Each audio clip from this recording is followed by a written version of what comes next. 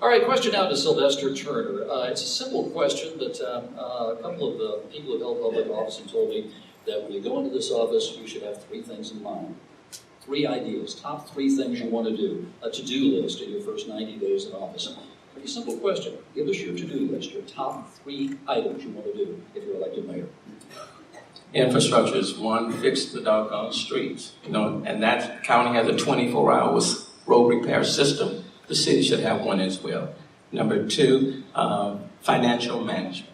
That's critically important. The debt service is going to spike in 2018.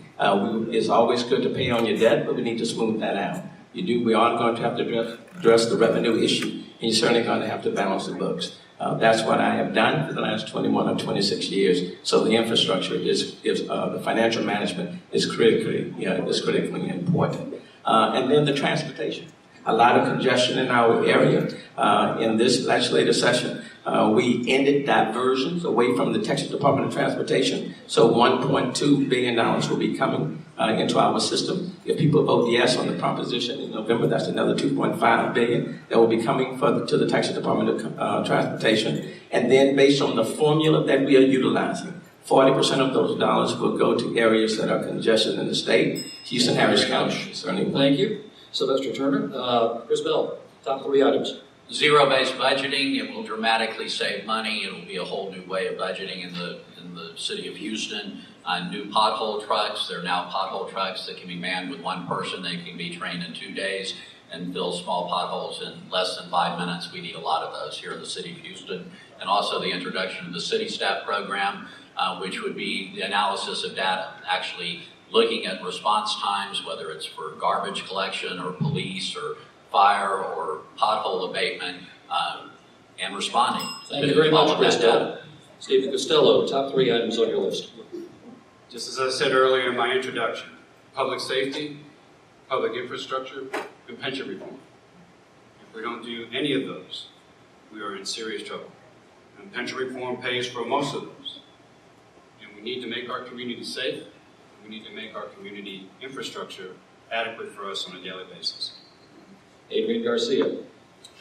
Financial reform, making sure that our infrastructure is sound and that we're working on it, moving things forward, and making sure that we have the best possible public safety systems available to us. Lead, manage, and reform, the 3 things that I'll start working on when I take office and serve as your mayor, to give you your permission. Ben Hall, top 3 items. Day 1, increase the police in this city. We need to be safe. Number 2, address our deplorable street conditions with new technology and liquid asphalt. Number 3, stabilize and secure the financial health of this great city. Bill King, 30 seconds. What's your top 3 items? Fix the streets, catch the crooks, and balance the budget. Now, seriously, the very first thing the next mayor is going to do is deal with this Rebuild Houston mess that we've got. That litigation is probably going to drag out to around the end of the year. Ben's correct. It is absolutely going to be declared illegal, and we're going to have to start over from scratch. So the very first thing we're going to do is try to unravel that mess and figure out how we're going to finance our infrastructure going forward. Marty McVeigh. Create an economic development office within the city of Houston that is actually a real economic development office, not one that just works on 380 grants. Tackle the budget and reorganize the city's department structures. Right now, the city's department structures work in silos. They do not share information as they should. They do not share resources as they should, and it's completely inefficient. And what falls through the cracks are your taxpayer dollars. Sylvester Turner, you have the last word on your 3 items. Certainly infrastructure, financial management, and also great public safety. But I want everyone to bear in mind when you're talking about the pension issue, that those changes will not take place until the legislature agrees to it. The legislature will not be meeting again until January of 2017.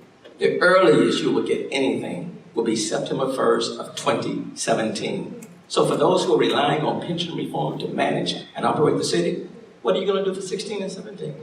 You have to deal with it right now. Very good. All right, now we're moving.